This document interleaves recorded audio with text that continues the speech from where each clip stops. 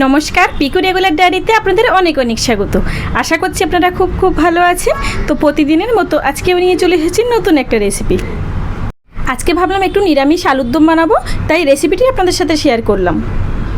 এই নিরামিষ আলুর দম রেসিপিটি আপনারা কিন্তু কোনো বিশেষ দিনে বাড়িতে অনেক ঝটপট বানিয়ে নিতে পারবেন। এটার টেস্ট কিন্তু হয় অসাধারণ। আর সবসময়ের মতো আজকের রেসিপিটা অনেক সহজ সরলভাবে বানানোর চেষ্টা করব। ভিডিওটির সাথে থাকুন আর দেখতে থাকুন পুরো ভিডিওটি। এখানে একটা বোল নিয়ে নিয়েছি, তার মধ্যে একটু কাজু নিয়ে নিলাম, একটু পোস্ত নিয়ে নিলাম আর একটু চারমগজ নিয়েছি। এটাকে আমি ভিজিয়ে রাখলাম, কারণ বাটার সময় অনেক সহজে বাটা হয়ে যায়। এখানে 3 থেকে 4টে আমি টমেটো নিয়েছি, যেটাকে ছোটো ছোটো টুকরো করে কেটে নিচ্ছি। টমেটোটা ছোটো ছোটো করে কাটা হয়ে গেলে একটা বোলের মধ্যে তুলে নিলাম। এখন মিক্সারে এটা একটা পেস্ট বানিয়ে নেব। আর কাজু পোস্ত চারমগজ যেটা আগে থেকে ভিজিয়ে রেখেছিলাম সেটা একটা পেস্ট বানিয়ে নেব। এখানে 1 চামচ মতো একটু আদা বাটা নিয়ে নিয়েছি, আর ফোড়নের জন্য একটু গোটা গরম মশলা নিয়েছি একটু জিরে, আর একটু নিয়েছি তেজপাতা, 2টো শুকনো লঙ্কা নিয়েছি, আর কাজু কিশমিশ নিয়েছি। এখানে আমার সবগুলো মশলা প্রায় রেডি করা হয়ে গেছে। এখন ঝালের জন্য একটু লঙ্কার গুঁড়ো নিয়েছি, একটু গরম মশলা নিয়েছি, একটু ঘি নিয়েছি, আর সামান্য চিনি আর নুন নিয়েছি। এখানে আমি হলুদ ব্যবহার করব না।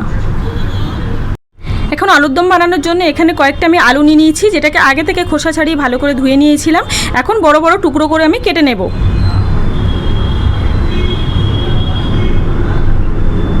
আলুগুলো কাটা হয়ে গেলে আমি আরও একবার ভালো করে ধুয়ে নেব। সব কিছু আমার প্রায় রেডি হয়ে গেছে। এখন চলুন রান্নাটা শুরু করি। এখন প্রথমেই গ্যাসের ফ্লেমটা অন করে একটা কড়া বসিয়ে দিয়েছি, আর কড়াটা গরম হতে এর মধ্যে আমি 50 গ্রাম মতো সয়াবিন তেল দিয়ে দিয়েছি। আর তেলটা গরম হলে এর মধ্যে একে একে আমি আলুগুলো প্রথমে ভেজে নেব। আলুর মধ্যে যাতে ভালোভাবে নুন ঢোকে, তাই এর মধ্যে আমি সামান্য পরিমাণে নুন দিয়ে দিলাম। এখন মিডিয়াম টু হাই ফ্লেমে আমি 3 থেকে 4 মিনিট মতো আলুটাকে হালকা লাল লাল করে ভেজে নেব। 3 থেকে 4 মিনিট হয়ে গেছে, দেখতেই পাচ্ছেন আমার আলুটা খুব সুন্দরভাবে ভাজা হয়ে গেছে। এখন আলুগুলো তুলে নিলাম। একই তেলের মধ্যে আমি কাজু আর কিশমিশটা একটু ভেজে নেব। কাজু আর কিশমিশটা আমার খুব সুন্দর করে ভাজা হয়ে গেছে। এখন একটা পাত্রের মধ্যে এটা তুলে নেব। এখন কড়াইতে যে অবশিষ্ট তেল আছে তার মধ্যে আমি পুরো রান্নাটা কমপ্লিট করে নেব। এই তেলের মধ্যে 2টো তেজপাতা দিয়ে দেবো, 2টো শুকনো লঙ্কা দিয়ে দেবো, আর ফোড়নের জন্য যে জিরে নিয়েছিলাম সেটা দিয়ে দেবো। ফোড়নের জন্য যে গোটা গরম মশলাও রেডি করে রেখেছিলাম সেটাও আমি এখন দিয়ে দেবো এর মধ্যে। সবগুলো মশলা আমি একদম হালকা করে ভেজে নেব, যাতে মশলা দিয়ে খুব সুন্দর একটা গন্ধ বেরিয়ে আসে। আর মশলা দিয়ে খুব সুন্দর গন্ধ বেরিয়ে আসলে এর মধ্যে আমি টমেটো পেস্টটা দিয়ে দেবো। টমেটো দিয়ে জল ছিটকায় অনেক সময়, তাই গ্যাসের ফ্লেমটা আমি পুরোপুরি লোতে করে দিলাম। দিয়ে মশলার সঙ্গে টমেটো পেস্টটা ভালো করে আমি অনবরত নেড়ে চেড়ে কষিয়ে নেব। টমেটোটা একটু নাড়াচাড়া করে এর মধ্যে আমি কাজু পোস্ত চারমগজ যেটা বেটে রেখেছিলাম সেই পেস্টটা দিয়ে দিলাম। এখানে আমি 50 গ্রাম মতো টক দই নিয়েছিলাম, প্রথমে দেখাইনি, এখন দেখিয়ে নিচ্ছি। 50 গ্রাম মতো টক দই আমি ভালো করে ফেটিয়ে এখন কড়ার মধ্যে দিয়ে দিলাম। এখন গ্যাসের ফ্লেমটা পুরোপুরি লোতে রাখবো, নাহলে দইটা ফেটে যেতে পারে। দইটা দেওয়ার পর এর মধ্যে যে আদাটা বেটে রেখেছিলাম সেটাও দিয়ে দেবো। সব কিছু আমার প্রায় কড়াতে দেওয়া হয়ে গেছে। এখন এর মধ্যে সামান্য পরিমাণে লবণ দিয়ে মশলাটা ভালো করে কষিয়ে নেব। এখন গ্যাসের ফ্লেমটা পুরোপুরি লোতে থাকবে। মশলাটা কষাতে কষাতে আমার 2 মিনিট হয়ে গেছে। এখন গ্যাসের ফ্লেমটা আমি লো থেকে মিডিয়াম করে দেবো। আর ঝালের জন্য আমি সামান্য লঙ্কার গুঁড়ো দিয়ে দিলাম, এটা আপনারা স্কিপ করতে পারেন।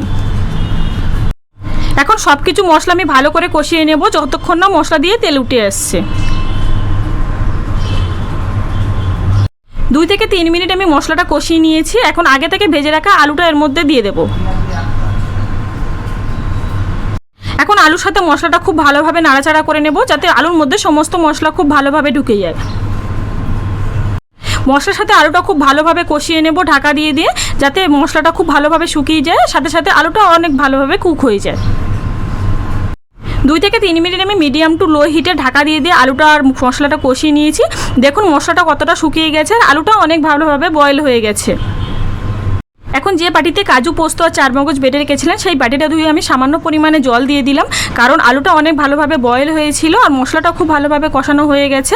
এখন এখানে আমি বেশি পরিমাণে ঝোল করব না, তাই অল্প জল দিয়ে দিলাম। আর ঝোলটা ফুটে যাওয়ার জন্য আমি ঢাকনা দিয়ে দিয়েছিলাম। এখন গ্যাসের ফ্লেমটা মিডিয়াম টু হাই হিটে ছিল। ঝোলটা খুব ভালোভাবে ফুটে গেছে। এখন ঢাকনাটা খুলে আমি আলুটা ভালোভাবে কষিয়ে নিলাম। দেখুন উপর দিয়ে খুব ভালোভাবে তেল উঠে এসছে আর খুব সুন্দর কষা হয়ে গেছে। এখন উপর দিয়ে আমি সামান্য পরিমাণে চিনি আর কাজু কিশমিশ দিয়ে দিলাম।